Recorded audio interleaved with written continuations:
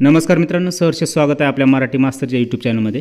मित्रांनो, सर्वप्रथम आपल्याला उल्हास ॲपमध्ये काय काम करायचं आहे तर त्याची पहिली स्टेप जी आहे त्याच्यामध्ये आपल्याला मुख्याध्यापक लॉग इन वरून एका शिक्षकाची सर्वेअर म्हणून नेमणूक करायची, हे आपलं सर्वात प्रथम काम असणार आहे। याच्यासाठी आपण क्रोम ब्राउझर ओपन करूया। त्याच्यामध्ये आपल्याला NILP पोर्टल ओपन केल्यानंतर पहिलंच आहे बघा उल्हास NILP पोर्टल, त्याच्यावर क्लिक करूया।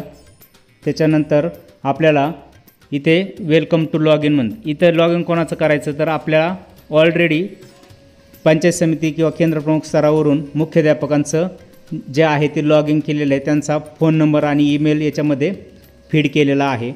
ज्या मुख्याध्यापकांचा ईमेल आणि मोबाईल नंबर फीड केलेला आहे त्यांना यूजर नेम आणि पासवर्ड SMS द्वारे प्राप्त झालेला आहे। इकडे डाव्या बाजूला दिसते असा SMS तुम्हाला प्राप्त झालेला असेल। त्या मुख्याध्यापकांचा मोबाईल नंबर टाकायचा आणि आता इथे आपण OTPनेच लॉग इन करणार आहोत, पासवर्ड वापरणार नाही। त्यानंतर सेंड OTP म्हणूया, कॅप्चा टाकल्यानंतर सेंड OTP, इथे OTP आहे 6 अंकी, तो OTP टाकून खाली पुन्हा कॅप्चा टाकायचा आहे आणि कॅप्चा टाकून लॉग इन करायचं आहे। SMSद्वारे आपल्याला आता पिन OTP जो आहे तो भेटलेला आहे 6 अंकी, तो OTP टाकूया। त्यानंतर इथे कॅप्चा बघूया, कॅप्चा टाकल्यानंतर आपल्याला व्हेरीफाय OTP करायचं आहे। व्हेरीफाय OTP केल्यानंतर आपण NILP पोर्टलमध्ये लॉग इन होणार आहोत। लॉग इन झाल्यानंतर सर्वप्रथम आपल्याला डॅशबोर्डवर दिसते बघा मॅनेज युजर्समध्ये ॲड युजर म्हणायचं। सर्वप्रथम आपल्याला ॲड युजर करायचं। ॲड युजर म्हणजे कोणाला ॲड करायचं आपल्याला तर आपल्या शाळेतील जे सहशिक्षक आहे किंवा सहशिक्षिका असतील त्यांना ॲड करायचं आहे। जेव्हा आपण ॲड युजरवर क्लिक करतो तेव्हा आपल्याला त्या संबंधित शिक्षकाची पर्सनल इन्फॉर्मेशन इथे द्यावं लागते, नाव, मोबाईल नंबर, ईमेल आणि डिजिग्नेशन, आणि त्यांना सर्वेअर म्हणून असाइन करायचं आहे। त्यानंतर आपल्या शाळेचा UDAS टाकायचा आहे। शाळेचा UDAS टाकल्यानंतर आपल्या शाळेचं ऑलरेडी नाव फीड असतं, ते टाकल्यानंतर सर्च केल्यानंतर आपल्या शाळेचं नाव खाली दिसतं आणि शाळेचं नाव आणि त्या शिक्षकांची संपूर्ण माहिती टाकून झाल्यानंतर ही माहिती सेव्ह करायची आहे। सेव्ह केल्यानंतर हे आपलं मुख्याध्यापकांचं जे महत्त्वाचं काम आहे की सर्वेअर निवडायचं, हे पहिली स्टेप आपली पूर्ण होणार आहे। त्यानंतर पुढे काय करायचं ते आपण पुढच्या व्हिडिओमध्ये बघणार आहोत।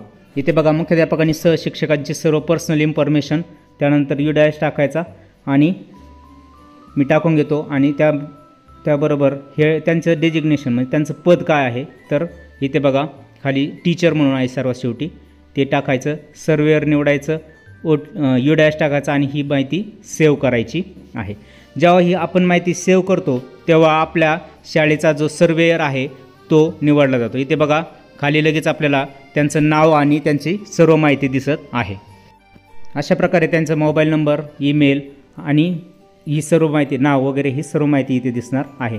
ही माहिती तुम्ही एडिट देखील करू शकता। सर्वात शेवटी ऑप्शन आहे बघा, आता स्टेटस ॲक्टिव्ह दिसतोय, ॲक्शनमध्ये बघा तुम्ही ही माहिती एडिट करू शकता। पेनच्या चिन्हावर क्लिक केल्यानंतर तुम्ही याच्यामध्ये काही दुरुस्ती असेल तर संबंधित शिक्षकाची माहिती, पर्सनल इन्फॉर्मेशन एडिट देखील करू शकता।